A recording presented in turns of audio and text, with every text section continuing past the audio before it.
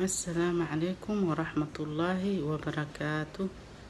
هيا سيلي أصحاب ملفيعنا الحمد لله أنا كوافي عنها. إذن كانوا حاني رجينا سيداس إيسي كفي عن ما أنت مركم وحكاد لنا قلادات كأنك قلنا المهنة مرك أنت وجود قالين كهر please subscribe ويسار like share comment هي وعلينا marka aan u guda galno qaladaadka aan ka galeeno ilmaheena. Okay, tan koowaad waxa waa inay akhbaar soo qaadaan. Soo qaadaan maxaa laga wadaa guri kale u dirta mise adeerkood iyo dad qaraab salaana u dirta marka waxaa dhahay markay imaadaan hay maxaa ku soo aragtay gurigii maxay sheegayeen maxay dhahayeen mugta iyagu waa kuu sheegaan marka saasay waxay ku baranayaan xanta. Waxaana la dhahay waqtigii hore nabiga calayhi salaatu wasalaam mar intuu anas wax soo sheegay hooyadiis aragtay hay rasuulka ilaahay muxuu kuu sheegay dhahad mugtay markaas wuxuu dhahay sir waaye qofa u sheegin oo dhahay hooyadii waxay dhahday hadiiba nabiga saasoo ku dhahay sirta qari wax qofa u sheegin marka ilmaha oo intisaas la dhahaa fiican ma hadii dhahdid maxaa soo aragtay iyo intee waxa laga yaabaa rufiyaan noqdaan marka kale adoo weydiin iyaga war raadiyaan marka tan koowaad taas waaye. tan labaad waxa waa in oo aabbaha ka mashquulo ilmaha subaxdii shaqo ku maqan yahay shaqada markuu ka soo baxo direct wuxuu aadaa fadhi ku dirir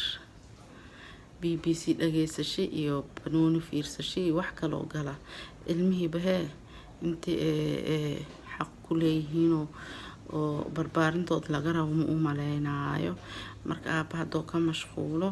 ilmahaas xaqooda mala siinayo waaye xaqa aan ka galeen waaye waxaa loo baahan yahay aabbaha doo shaqo ka imaad intoo waqti si ilmihiisa waxbarashadooda arko siday yihiin oo quality time isla qaataan si ilmihiisa marka hadii oo ilmaha aabbaha ka mashquulo qaladka aan ka galeen tan saddexaad waxa waaye in oo ilmaha jirkooda la dhisalay aan ka fikirno oo naftooda laga fikirin iyo akhlaaqdooda iyo waxaas bas waxay cunaan ma haystaan meelay jiiftaan ma haystaan bas anaga mas'uuliyadeen waa ka baxan intii la dhaho ma ahan xaqooda wax laga galo waxa intii naftooda diintooda ma ku toosan yihiin iyo akhlaaq fiican dadka ma kula dhaqmaan intii la toosiyaa la rabaa ilmaha. tan saddexaad taas waa marka intii oo jirkooda iyo ay ka fikirtid oo cunto ma cuneen iyo meel seexdeen ma heleen intaasna waa laga rabaa laakiin intaas kaligiis ma laga rabo waxa kale oo laga rabaa intii oo naftooda ka fikirtid oo diintoodan ka fikirtid laga rabaa ilmahaaga. tan afaraadna waxa waaye intii oo lagu tarbiyeeyo adduunka jaceylka adduunka la intii la geliyo lagu tarbiyeeyo waaye maxaa ka mid ah intii oo diinta kale oo saas loogu fiirinin oo hadii iskoolka la adiga xooga la saaro oo diin future-ka maxaa noqonay la dhaho oo iskoolka haduu hal maalin gambiimis imtixaan ku dhaco oo lagu qeeliyo oo hadii oo salaad iska dhaafo oo soonka iska dhaafo oo saas dhan loo dabagalin ilmaha oo diinta lagu dabagalin oo quraanka intee marowsa wax bal laakiin oo waxa la saarnaado oo adduunkooda leh wax ma soo barateen future-ka maxaa noqonay mustaqbalka kan adduunyada ugu tagayna ama mustaqbalka runta waxa way tan aakhiro loo shaqeysanayo oo quraanka inta adduunka wixii cuni lahayd ilaahay waa kuu qoray adoo 40 bari guri caloosha hooyada ku jirtid wixii cuni lahayd iyo wixii cabi lahayd lagu qoray marka adduunka inta saas la isku sii saaro ma ahan waxa fiican intii oo aakhiradooda looga fikiro ilmaha hadee salaada tukan waayaan salaada lagu tarbiyeeyo quraankooda la socdo soonka hadee oo ay soo gaaraan mas gaar rabaan lagu sii tababaro على الروامه هدي الدنيا لا أفيرنا تاسنا خلطات كجلان المهن أي كمتهاي تنشنات وحوا إن لا أمانين المها أمانة ربان وحا أدر سنة مقتي markay ku qabtaan hadiisaan ahayd hooyo wixii waa soo dhamay hadii lagu dhahay ay baxay wax lay soo qastay anaa ku ogay dhahdid saas ma fiicno xaq aan ka galoon waaye waxa la rabaa waxay suubiya in lagu amaano adaab qof weyn aabadii oo lagu amaano jecelmo ilmaha marka maxaa ugu diiday amaanta haday wax qabtaan ku amaan ilmaha waxa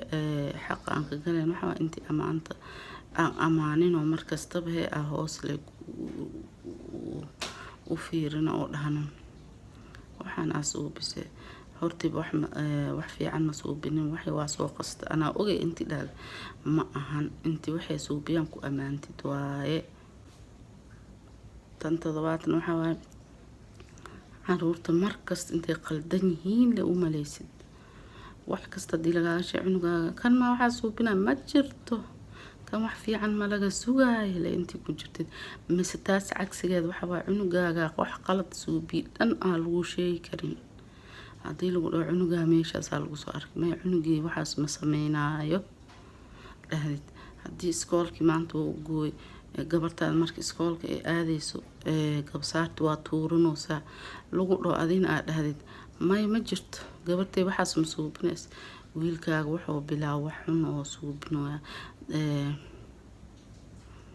balwad cusub oo bilaa hadii lagu dhaho mis iskoolkii waa ka dhuxoya wiilkaaga jid qaldan oo ku socda hadii lagu dhaadii ma jirto aan wiilkay waxaas ma suubinay ma basuubinadii soo istaagtid ma yaxqa ka galoosa hadii wax lagu sheego hubso daba soco cunugaaga arag hadii oo qaladka oo loo sheego oo ku jiro oo sax yahay ka gaar muu leeyahay markaas ka gaar intii saxdid isku day tan sideedaad waxa waaye markii gabar lagu dhalo intii murugtid oo wajiga madoobaado xaq ilmaha laga galay kamid tahay iyadana gabdhaha markii lagu dhalo murugeysid ilaaha gabdhahana dhiibo wiilashan ilaaha bixiyo labadoodna ilaaha isku kaan dari karo qofka waramana asaa ilaahay ma dhalayska dhigaymo marka ilaahay wuxuu ku siiyay hadiyado ku siiyay aka murkin gabdhahana waxa bawaayo iyaga ugu fiican hadda dagaaladan waa la arkay gabdhaha waxay tareen qofkii gabar u maqantahay aan neebsadaa leh ma fahanti waxaana adduunyo aqrab iyada wax ku tareeso aaqiran waxa qofkii laba gabdho aan ka badan dhalo oo koriyo si fiican u barbaari diinta ku kori waxa la aaqira jannad iyada ku horseedes inta jannada tagtid iyada ku yeelayso marka gabdhaha oo saas u fiican maxaa loo dhahaa looga naxa markii alxamdulillah ilaahay ku si adaaba nasiib leh hadii gabar dhashid marka gabdhaha laga naxayna ما في نوع حق الماء كجلينا كمتهاي انت ساكسو جبينا ان شاء الله